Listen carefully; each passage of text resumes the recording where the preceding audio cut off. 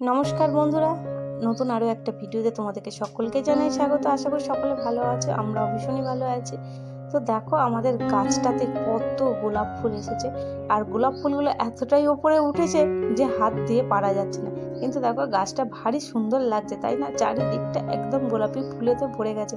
আর এই গাছটা না চিরকালই দেখি সবসময়তেই ফুল থাকে, আর গরমকালেও যেমন বেশি বেশি ফুল আসে, শীতকালে তো আরও বেশি ফুল আসে। তাই ভীষণই সুন্দর একটা গাছ। তো চলো, আজকে হচ্ছে আমাদের বাড়ির ছাদ ঢালাই, সেই স্বপ্নের ঘরের ঢালাই আজকে হচ্ছে। আর এই যে এখন ঢালাই শুরু হয়ে গেছে আমাদের। ঢালাইটা এতটাই তাড়াতাড়ি শুরু হয়েছে যে মানে 8টার মধ্যে শুরু হয়ে গেছে। তো অনেকটা দেরি করে অনেকের হয়, কিন্তু আমাদের মিস্ত্রিদের অন্য জায়গায় কন্ট্যাক্ট আছে বলে তারা তাড়াতাড়ি চলে এসেছে।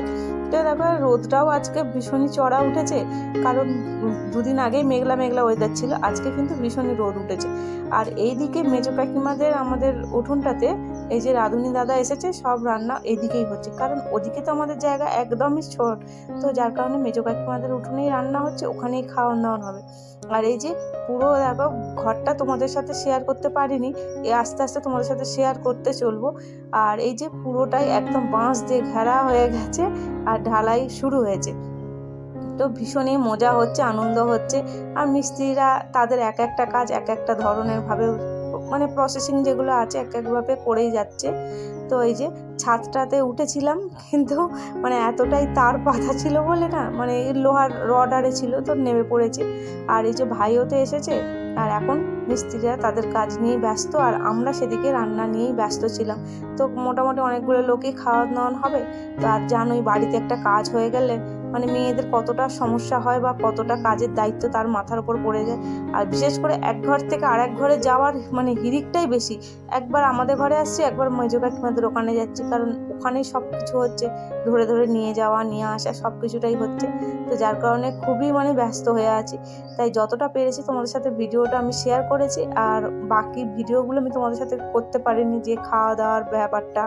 তো যাই হোক, খুব মজা করে মানে ঢালাইটা হলো। আর তোমরা জানো আমাদের পরিবারে যা কিছু অনুষ্ঠান হলে আমরা সবাই খুব আনন্দ হই হই করেই কাটাই, কারণ 3টে ফ্যামিলি, মানে কোনো কিছু বুঝতেই দিই না যে আমরা আলাদা। তো যাই হোক, তো এখানে আমি আজকে শাড়ি পরেছি, আমার একটুখানি ঝলক তোমাদের সাথে শেয়ার করে দিলাম। তো আমি এখন ছাদ আমাদের ওপর ঘর থেকে তো একদম জয়েন্টে হচ্ছে, তাই আমি ওপর ঘরে এসে একটুখানি ঢালাই করাটা দেখছি, কারণ ওদিকে তো রাঁধুনি দাদা রান্না করছে, সমস্ত দিয়ে আসা হয়েছে। তো তারই ফাঁকে একবার চট করে এসে দেখে নিলাম। তো বেশ দেখতে ভালো লাগে বলো, নতুন নতুন যখন ছাদ ঢালাই হয়। তো ওই যে ওখানে সৌমেন দাঁড়িয়ে আছে, আর এদিকে মিস্ত্রি দাদারা কাজে শুরু করে দিয়েছে। আর মিস্ত্রি দাদারা আজকে খুব তাড়াতাড়ি ভাত খাবে, তো যার কারণে রাঁধুনি দাদা অনেকটা সকালবেলা প্রায় 6টার কাছাকাছি বাজে আমাদের বাড়িতে চলে এসেছে।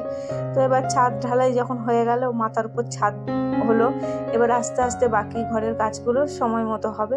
আবার ছাদে জল থাকবে, এখন দিন 15 মতো তো এরম থাকেই।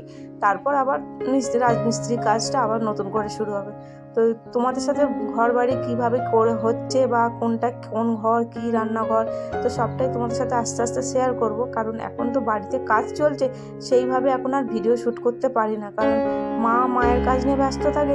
বাড়িতে মিস্ত্রি থাকলে তোমরাই বলো না কত কাজ থাকে বলো তো মেয়েদের, মানে একদম ফাঁকা হয় না। মিস্ত্রিদের টিফিন, জল খাবার বলো, চা, তো সমস্ত কিছুটা একটা ঘরের মধ্যে হয়ে থাকে, তো যার জন্য খুব অসুবিধা হয়ে যায়। আর এখানে রান্না বান্না মোটামুটি অর্ধেকের বেশি হয়ে গেছে।